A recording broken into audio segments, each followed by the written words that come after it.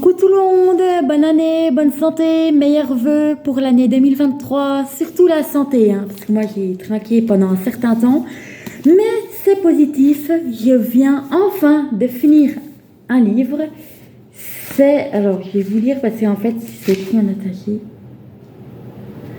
Mémoire de Louisiane. En fait c'est un livre, c'est une histoire de famille, ça commence dans les années 1893, c'est une vieille femme, Aurore Gerickson, elle s'appelle. Elle a contacté un journaliste pour écrire un mémoire sur sa vie. Sauf ce qu'elle ne sait pas, c'est que son fils, le journaliste est son petit-fils, et que c'est sa fille Nicolette qui a fait qui est la maman de son fils. Donc Aurore, elle raconte toute son enfance. Elle raconte quand elle a été gardée sur Garden Hill par son ami Thibaut. Elle a assisté à son mariage. Sa maman n'était pas très démonstrative d'amour envers elle. Donc en fait, sa maman, elle était folle. Et son papa, Aurore, il a ouvert une entreprise de marine, une entreprise de vente plutôt... la Gulf Coast, ça s'appelle. En fait, c'est une entreprise de cargo. Et sa maman, donc, était hospitalisée. Son papa lui donnait pas beaucoup d'amour. Son papa lui interdisait tout. Parce qu'il faut savoir qu'Aurore, elle est métisse, elle est comme Luna. Et dans les années 1893, surtout à Nouvelle-Orléans, il y avait un monde des blancs et des quartiers blancs, des quartiers noirs. Donc, des quartiers avec les gens de couleur. Voilà, si je peux me permettre, les noirs, normalement, on les mélange tous. Il n'y en a pas à l'IEM, mais voilà, un jour, je peux me marier avec un noir. On verra ce que ça donne après.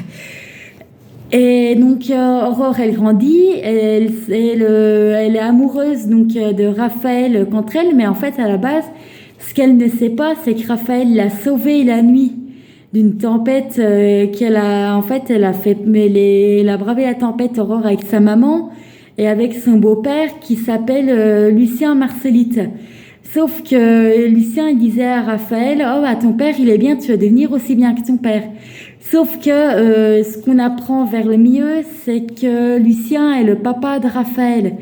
Et Raphaël Cantrell, à un moment donné, il change de nom pour être bien, parce qu'il a été recueilli, puisque sa petite sœur Aurore, Angèle, et sa petite sœur Aurore est morte. Et Marcellite, la femme de Lucien, la maîtresse de Lucien, elle est morte aussi. Donc Aurore, en fait, elle a son papa qui s'appelle Claire et lui qui s'appelle Lucien, et sa maman qui s'appelle Claire. Sauf que les hommes, ils prenaient une maîtresse. Et à l'époque, il n'y avait pas de contraception. Du coup, forcément, ils mettaient les femmes enceintes. Et donc, elle rencontre Raphaël qui lui fait visiter la Gulf Coast, parce qu'Aurore avait interdiction d'aller dans l'entreprise de son papa. Ils font l'amour puisqu'ils tombent amoureux l'un de l'autre. Aurore, donc, elle tombe enceinte d'une petite fille qu'elle appelle donc, au début, et elle s'appelait Claire au début, sa petite fille, parce que elle voulait l'appeler comme sa maman, le même prénom que sa maman. Vu qu'elle n'est pas mariée, on l'a obligée à abandonner sa petite fille. Donc, au bout de 3 semaines, Aurore s'est déjà bien attachée à sa petite fille. Raphaël Cantrell va récupérer sa fille en lui disant elle va être heureuse, elle va être dans une famille heureuse, je connais quelqu'un qui n'a pas d'enfant et tout. Sauf que c'est Raphaël qui garde sa petite fille parce qu'il voulait l'élever lui, ce qu'elle lui a dit, dès le début, il lui a dit si tu la gardes pas, moi je la garde. Sauf que Raphaël, il avait peur de l'aimer, sa petite fille, à tel point qu'il l'a nommée, déjà il l'a appelée Nicolette, il l'a renommée. Et à tel point qu'à ses 6 ans, sa petite fille, il l'appelait pas papa, il l'appelait Monsieur Raff et il la vouvoyait, quoi. Donc en fait, elle avait besoin de demander un verre d'eau, il lui disait Monsieur Raff, veuillez me donner un verre d'eau s'il vous plaît, ou je veux bien de l'eau s'il vous plaît. Enfin voilà, des trucs comme ça. Et du coup, Aurore a enquêté sur sa fille, elle a observé sa fille et tout, elle est allée serrer sa fille quand elle avait 6 ans. Voilà, sauf que en fait, Nicolette a perdu son médaillon qu'Aurore lui avait donné, puisque Son papa lui avait enlevé, c'est en fait elle n'avait pas le droit d'aller dans la pièce des garçons parce qu'il y avait des salons réservés aux filles, des salons réservés aux garçons. Et son amie, donc Nicolette, Violet, elle s'appelle, en fait elle se faisait persécuter, c'était une pute, elle se vendait pour avoir des sous, parce qu'à la base son papa, Aurore, il avait une entreprise aussi. Il tenait un grand hôtel et tout. Donc Violet s'est mariée et finalement, son papa Aurore, son papa Nicolette a fini par l'aimer. Et Nicolette, sa grande passion, c'est la musique. Donc en fait, elle est allée assister au mariage de sa nounou et sa meilleure amie qui s'appelle Thibaut. Thibaut, du coup, qui a 4 enfants. Et donc Nicolette, elle a ouvert un bar dans ses jeunes années et elle l'appelle Niki Martin. Et en fait, la maman d'Antoine, c'est Niki Martin. Et en fait, elle voulait absolument pas lui parler de son passé, Antoine. Elle a parlé du passé, elle a parlé de son passé à Antoine. Et Antoine a réalisé donc qu'il avait des attachements, qu'il avait fait des erreurs dans sa vie. Ses grands-parents lui ont donné des grandes valeurs, donc qui est de ne plus faire d'erreurs dans sa vie, parce qu'en fait, il a fait des grosses erreurs qu'a commis ses grands-parents. Il a mis donc sa petite amie enceinte. Sa petite amie, du coup, qui a déménagé, qui a abandonné, qui avait vendu la maison, qui au final, la maison a été abandonnée. Donc, il a récupéré la maison de sa petite amie. Et franchement, je vous dis pas comment ça se termine. Mais c'est très, très, très positif. Après, le prochain livre va procéder par un Agatha Raisin avec le Waxy One. Alors, à la loupe électronique, je vous ai déjà expliqué que c'était assez compliqué à lire avec la loupe, parce que c'est vrai que les chapitres ils sont très longs.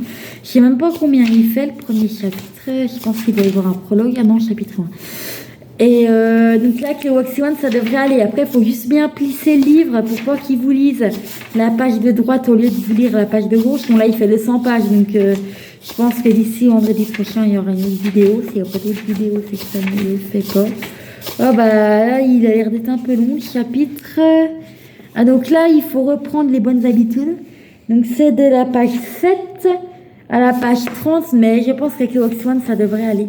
Donc, c'est un nouvel Agatha Raisin que Tata Ginette m'a filé, que je vais commencer.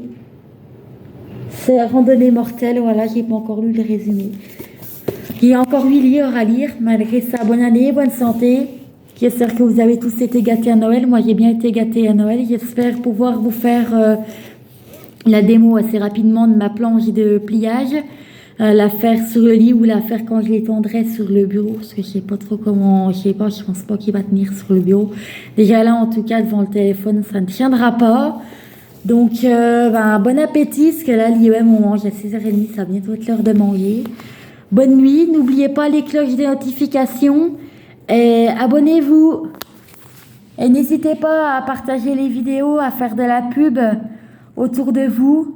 Et à faire ce qu'il faut pour qu'ils puissent passer dans les médias, parce que je les contacte et personne ne répond, personne ne donne signe de vie.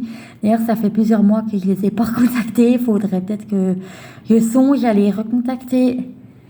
Bonne année, bonne santé, meilleurs vœux et encore abonnez-vous. Et n'oubliez pas la cloche de notification si vous voulez tout voir. Et n'oubliez pas de créer un compte Google et de ne pas oublier vos mots de passe, évidemment, sinon c'est pas drôle.